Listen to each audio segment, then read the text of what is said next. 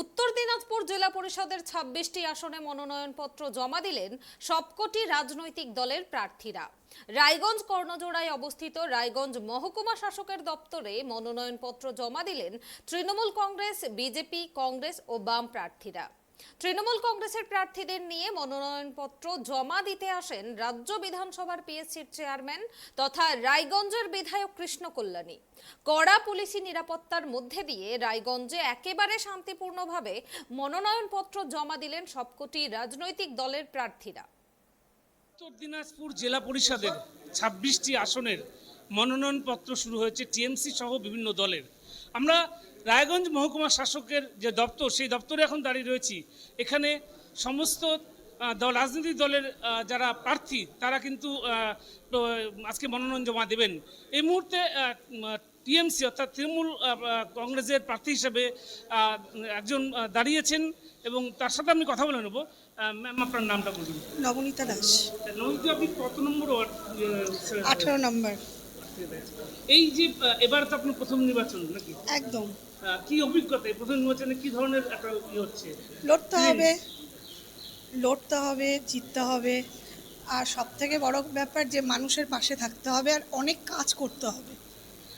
আপনার রাজ্য সরকারের প্রচুর উন্নয়ন হয়েছে এবং প্রচুর উন্নয়নের মুখী কাজ হয়েছে। পাশাপাশি আবার কিন্তু বিরোধীরা দুর্নীতির অভিযোগ তুলছে। কিভাবে মোকাবিলা করবেন? মানুষের কাছে কি বার্তা নিয়ে যাচ্ছেন? মানুষের কাছে কি বার্তা নিয়ে যাচ্ছি? উন্নয়নের বার্তা নিয়ে যাচ্ছি। মুখ্যমন্ত্রীর যে প্রকল্পগুলো রয়েছে সেগুলো মানুষের কাছে পৌঁছে দেওয়ার। একদম।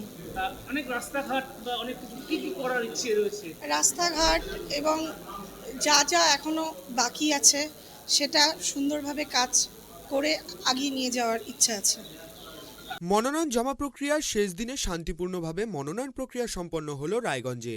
বৃহস্পতিবার রায়গঞ্জে কর্ণজোড়ায় অবস্থিত রায়গঞ্জ মহকুমা শাসকের দপ্তরে একযোগে মনোনয়নপত্র জমা দিলেন তৃণমূল কংগ্রেস, বিজেপি, কংগ্রেস ও বাম প্রার্থীরা। দলীয় প্রার্থীদের নিয়ে এদিন মহকুমা শাসকের দপ্তরে মনোনয়নপত্র জমা দিতে পৌঁছান রাজ্য বিধানসভার পিএসসির চেয়ারম্যান তথা রায়গঞ্জের বিধায়ক কৃষ্ণ কল্যাণী। মনোনয়ন জমার প্রক্রিয়াকে কেন্দ্র করে মহকুমা শাসকের দপ্তরে প্রচুর পুলিশ মোতায়েন করা হয়েছিল। এদিন রায়গঞ্জে একেবারে শান্তিপূর্ণভাবে মনোনয়নপত্র জমা দিলেন সবকটি রাজনৈতিক দলের প্রার্থীরা। দেখতে যাচ্ছি, তাতে আমার মনে হয় না কোনো বিরোধী বলে কোনো কিছু থাকবে।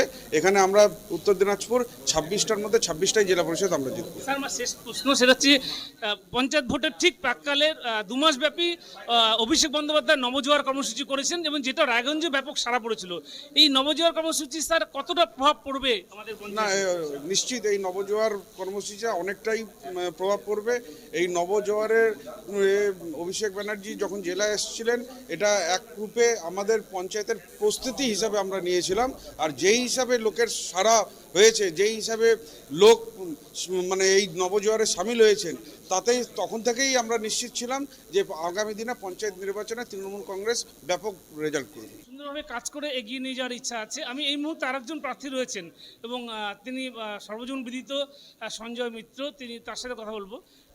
সঞ্জয় বাবু, এবারে জেলা পরিষদের প্রথম প্রার্থী হিসেবে দাঁড়াচ্ছেন এবং দীর্ঘদিনের আমি দাঁড়াচ্ছি না, আমার মিসেস দাঁড়াচ্ছে। আপনি একজন জেলা তৃণমূল কংগ্রেসের নেতৃত্ব, এই যে মনোনয়নপত্র তারা কিভাবে মানে কতটা প্রিপারেশন নিয়েছেন আপনারা?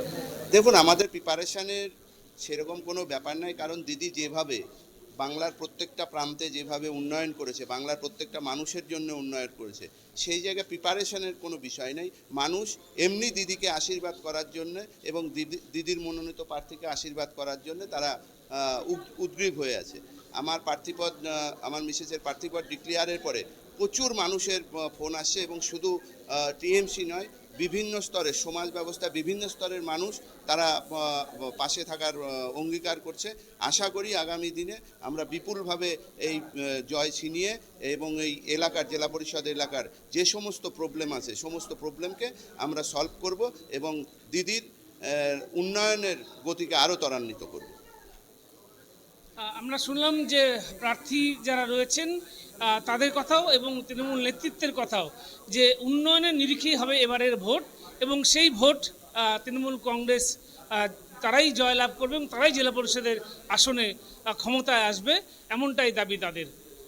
রায়গঞ্জ থেকে নিবাসের সাথে গৌতম পাল, ট্রাইব টিভি।